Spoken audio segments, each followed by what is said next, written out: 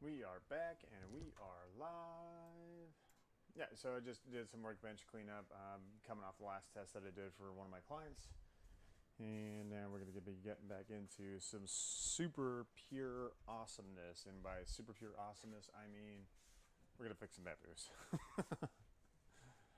So yesterday we went ahead and resoldered the AMS hub. Those connections, AMS hub is working great now, except for I'm having some filament jams on the back of the bamboo. So we're going to go ahead and let me go to preset 1. I'm going to pan the camera right over here in just a second. I got to get the rest of my stuff set up. Let's see. Yeah, nope.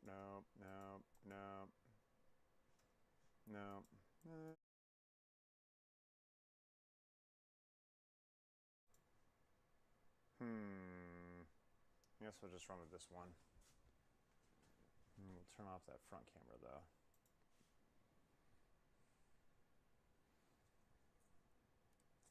And with the front camera turned off, that'll be fine.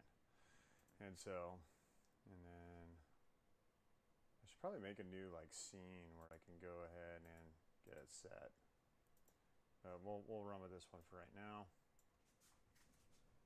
So anywho, so we got our 4 AMSs that are over here. So we got 1, 2, 3, 4, and they have all this PTFE tubing that's routing everywhere. And the nightmare that I always have is that the PTFE tubing causes the filament to break off inside the unit. And so we got some handy dandy tools. And so we're going to disconnect this internal one.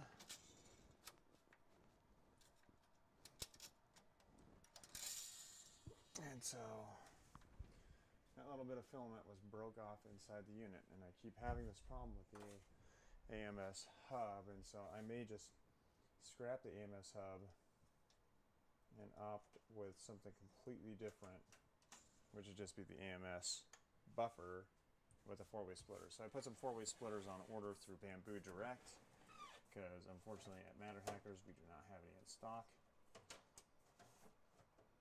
And it's not like a regular stock item that we have.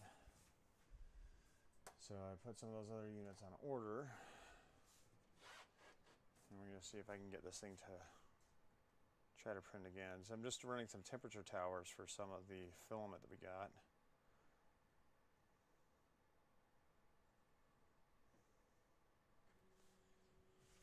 So hopefully that will have cleared our error. And I want to run some more testing on our other bamboo to get that up and running. But you know, here we are. And so I left my beer over at the kegerator, so we're going to wander on over to the kegerator. And I'm going to go the long route so the camera actually pans across the entire garage. Still panning, still holding. Like it. It is getting a little toasty in here though. And with it being a little toasty, you know, you get kind of parched at times. And so with being parched, come on, I'm right here. I'm right here. Hello. Hello, camera. So you can pick me back up. Yes? Pick me back up? No?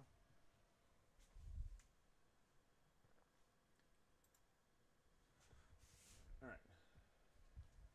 Are you picking me back up now?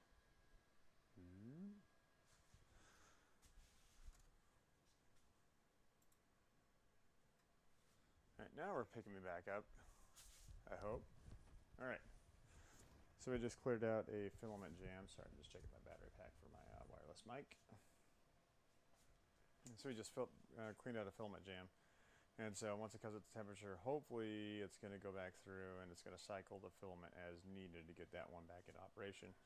And then we're going to run a threaded variation of the beaked flutes, also known as the recorder, on Bamboo 2.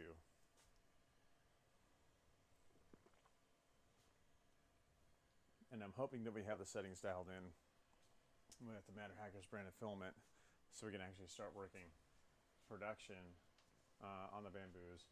And then at some point I'm going to get back to the Vorons. It's just been a lot of things going on in the garage. Alright, so here we go.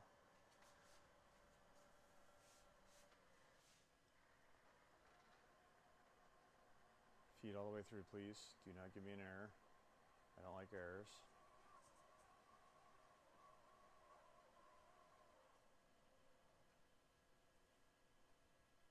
Alright. Yeah, so PTFE tubing routing with the bamboo has just been a nightmare. And so I'm actually looking forward to getting rid of the AMS hub and just going back to the AMS buffer.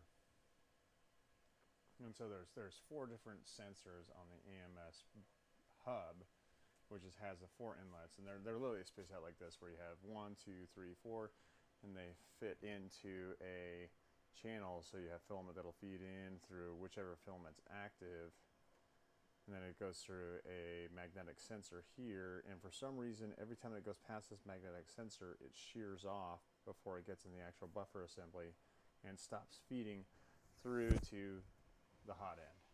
And so it's been really frustrating working with it, and doing some research on the forums and whatnot is everybody's just reverting to running the AMS buffer, which comes factory with the unit, and just getting a 4-way splitter, and then running the 4-way splitter with multi-AMSs just tied into the 4-way splitter. And so that'll make it a little bit easier if I want to like hot swap multi-AMSs to different bamboos. Yeah, so we'll see how this temperature tower goes with one of our other materials, and this is kind of like our Matter Hackers branded light blue, almost a cyan color. I do got some bamboo cyan down here, but I want to get the settings dialed in for a lot of the filament that I already have that's pre-existing before kind of going bamboo pure, unless I'm working in large-scale production. And coincidentally with that, it's like I've got, you know, like 3 kilos left of a spool of white, and I've got another 5 kilos of our Matter Hackers branded build white. And if I can get the settings dialed in for that, oh man, it's going to be game on as it relates to like production for the beaked flutes. And so the beaked flutes being a recorder, and then working those to donate to schools. And so that's what I'm really excited about.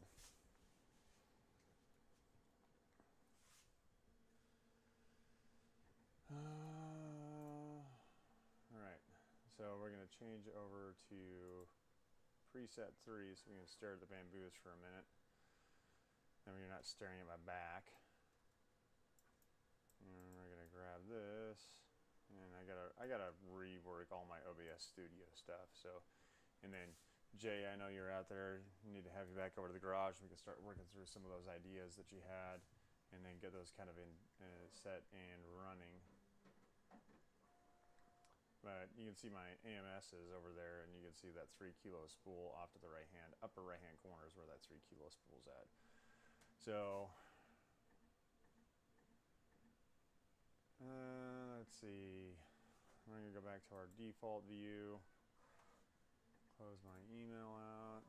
Close that out. Run a Bamboo Studio. This is the last batch of tools that I just printed because I needed some. So we're going to close that out. No, don't worry about that.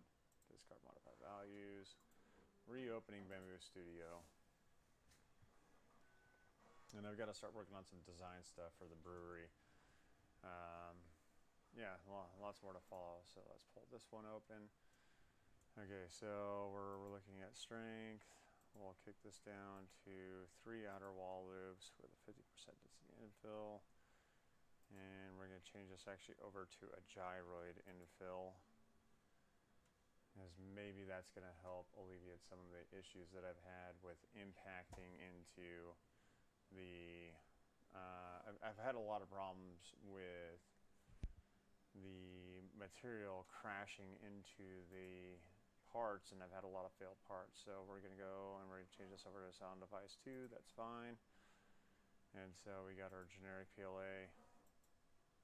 I'm going to go ahead and add that preset. I'm just checking. So our generic PLA, so this should actually be our, should have a save profile for image image build, copy. And so this needs to be adjusted. Oh, where's my temperature tower for that one? Because I think we were saying that it's going to be 205 on the low end with 215 on the top end, with 210 being a rigid temperature. So we're going to go 210. No, so it should be 205, 215, 210. No, gosh dang it.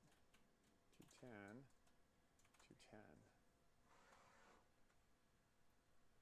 Save. Oh, that's not the profile I wanted. Okay, so 205, 215, 210, 210. Okay, so that's what we want. That's the profile we want. Okay. So we're going to go ahead and slice this one. Except what I want is I want to increase the retraction on it. So let's edit the preset for image build PLA, copy, settings override, advanced, settings override. We're going to check it. C hop, we're going to check the 0.6. See the height normal. That's fine. Okay, so now we're going to go ahead and slice plate. Now I got to do this. I want to do one test run on this just to see what the quality looks like. An hour and 41 minutes. Print. We'll just print this as a basic profile for right now. I've changed some of the stuff on it, but you know, neither here nor there. For use. And so we'll let that bamboo kick in. Sending. We're good. And so our light blue temperature tower is going to go ahead and start printing. Inspecting the first layer. That's great.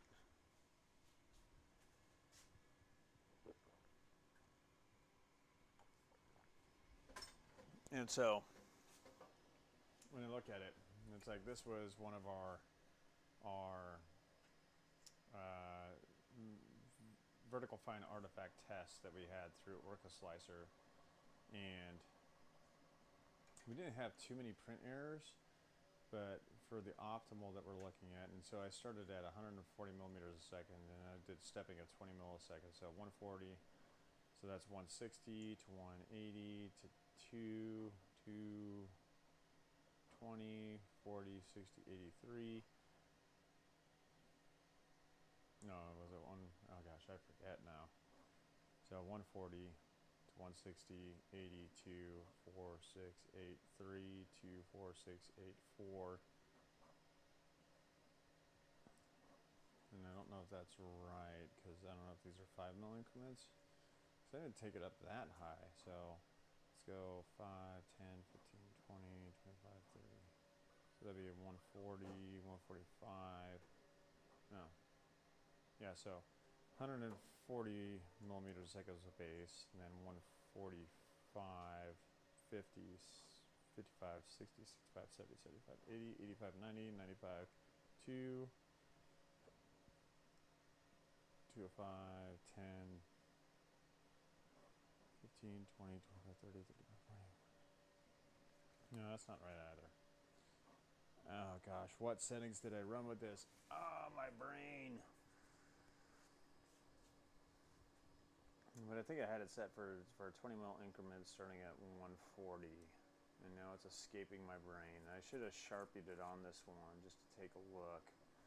But we're going to let that one go just to see how it's going to turn out. Because there are some pretty dramatic shifts in how it worked.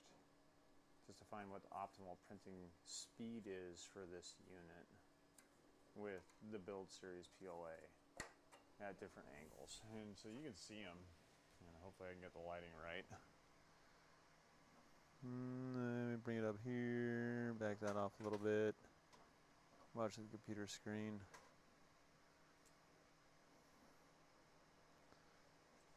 And so there wasn't a significant amount of ringing, which is what I wanted to really alleviate. But I wanted to press the boundaries of the printer, but yeah, it's like we've got the lowest one being here, and I got to go back through and re-slice it and take a look. But the temperature tower and everything printed beautifully. And so if you take a look at the temperature tower came out really clean throughout the entire print.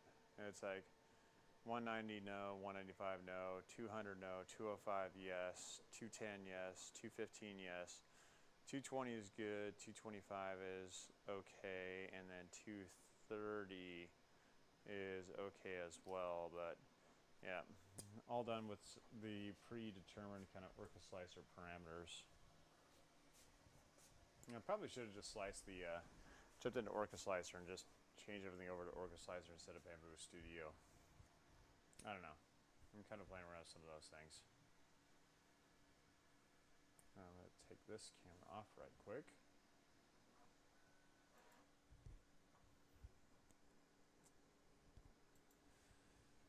Oh, lordy, lordy, lordy.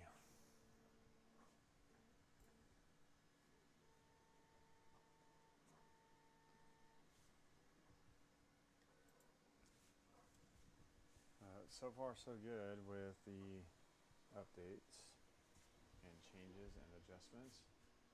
I really need to get back into working on some of the bamboo stuff, and I need to finish off a couple of projects. Man, I have just like too many things to work on at any one given time and or date.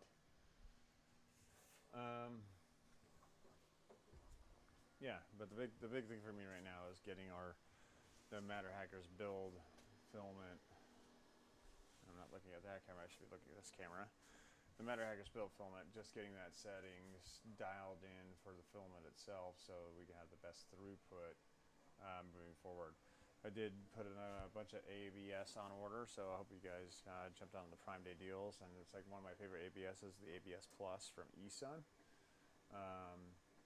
And aside from the ABS Plus from eSun, I think I ordered like 6 kilos of that.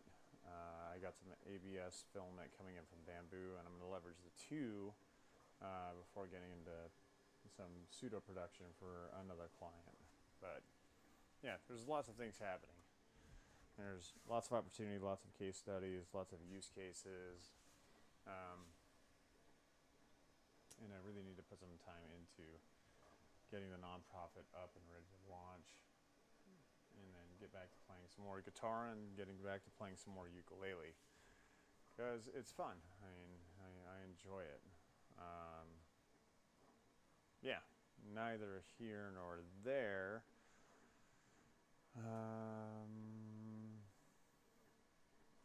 What else can we work on tonight, aside from printer tuning that I don't want to do yet? But printer tuning does need to happen. It is 1:40 in the morning, so I might kill the feed and go crash out for the night. But not just yet. Not just yet.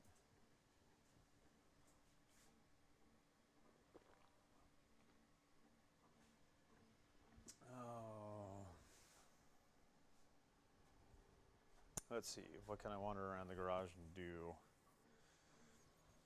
I could get into Voron build number 2 and get Voron number 1 calibrated. So the one thing that I do need to do is tear apart my solar power system, because I had a couple of capacitors for the solar power system die out, or actually I think they weren't capacitors, they were relays.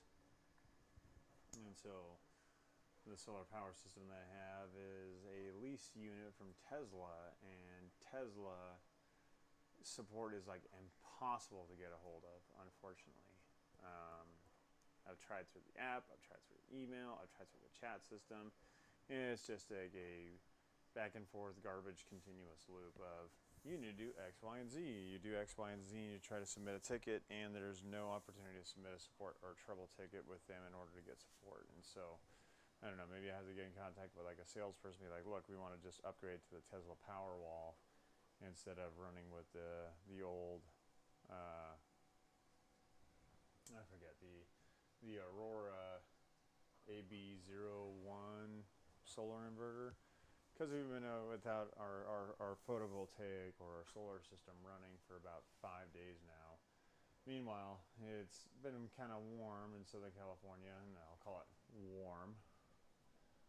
But we've been running the air conditioner consistently, and so all of our credits we've had for the year are probably just going to get ground up and dried up and not put towards our end of year bill. But yeah, neither here nor there. That's more so me just griping. I don't have a better way to put it.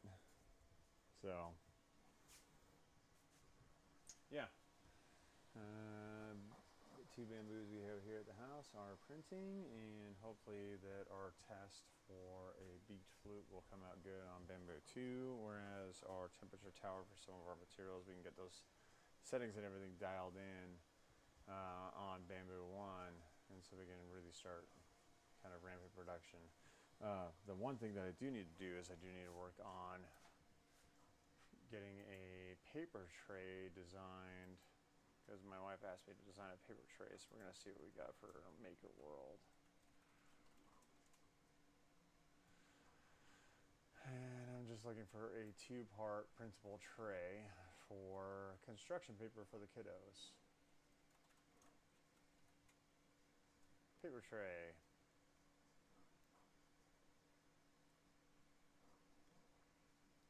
And so you make sure that these are going to sell letter stackable paper tray. That one might work. Here's a Gridfinity paper tray. That's only 5 inches by 4 inches. Who prints in 5 by 4? Problem is, it's like the paper trays that we would need. So stackable, oh, beautiful, right here, stackable paper tray.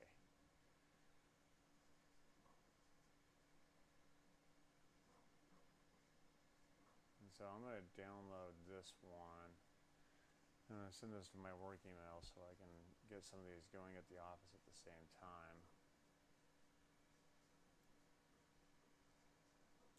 So stackable paper tray, print as many sections as you need, fits bamboo beds, can be oriented vertically or horizontally. No supports required, fits together, can adjust. I go with too loose. Beautiful. I'm going to go ahead and just open this one in Bamboo Studio. I need to take some of the models that I've designed and like upload them here and then let people kind of figure it out from there. So these are kind of cute.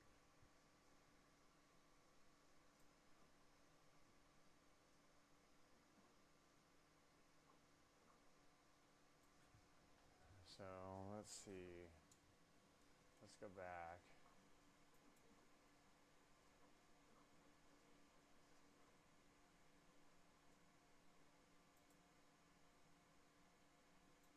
Open in Bamboo Studio. So I want to take both these model files and merge them into one print.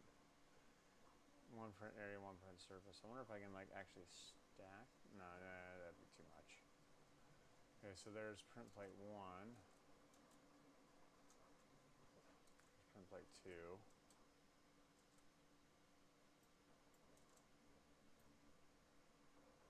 And so this is the section we really want to have nickel and dime down, because we can go 1, 2. So I'll probably print off like a bunch of these guys and a couple of these guys, and I got some rainbow filament remaining, and so we'll probably do it on the rainbow filament just to see how it turns out. But of course we can't do that quite yet because we got a bunch of stuff going on the bamboos for calibration prints. So I'm going to take this model.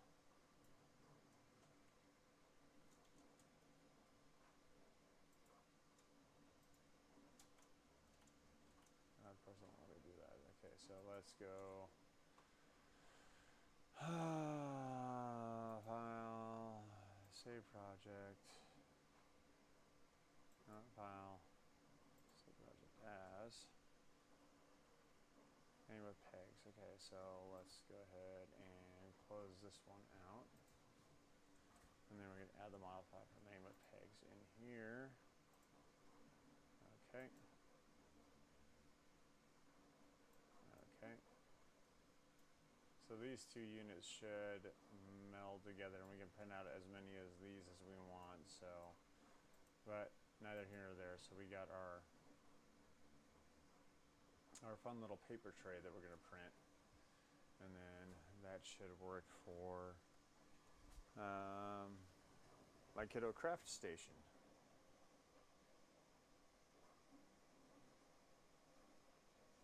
first and foremost, I want to see these bead flutes before I start ripping out multicolor material to put into unit.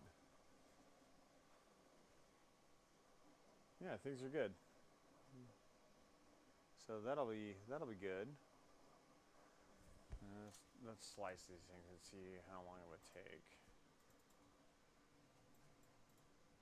So if we did this on, we're going to change this over to device 1, the machine 1, prep, and we're going to go to our multicolor PLA, which is generic PLA silk, and we slice this plate.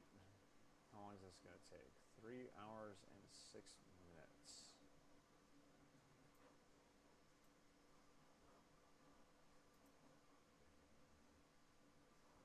That's fine.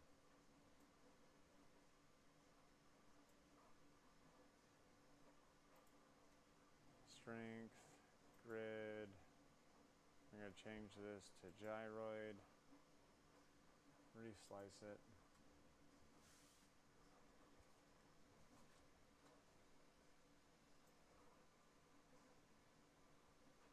Hours and 5 minutes for that plate. Prep. Come over to this plate. Gyroid. See what we got for a slice.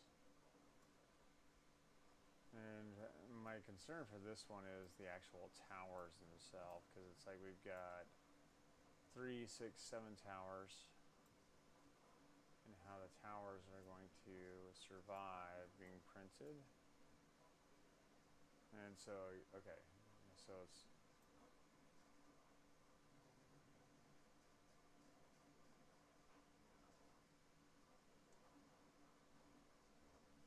all right, that's fine. That'll do. All right, and so 3 hours and 37 minutes for each of the accessory plates. So I'm probably going to burn through the rest of my like rainbow silk filament to create a couple of these. Once we get the bamboo done, so it's a bamboo 1, that is. All right, how brittle are you, filament?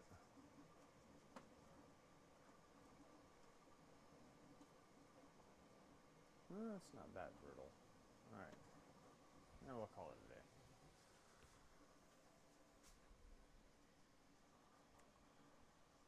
But with bamboo film, or not with bamboo, but with like silk filament has like a little bit of expansion to it. And so we want to make sure that the expansions can be accounted for as we get into it. So it is 1:51 in the morning, so I'm probably going to kill the feed here in just a few minutes, if not right now. Yeah, one of these days I'm actually just going to leave the feed up, just let it run. I want to almost get like another one of these Tiny 2s. And so one thing I do know is the Tiny 2 does get really, really warm. And so I almost want to put like a heat sink on that thing so it actually can dissipate some heat. But yeah, the Tiny 2 works great so far. From OBS bot. Anyway, Nick from the Late Night Garage, and we'll catch you guys tomorrow.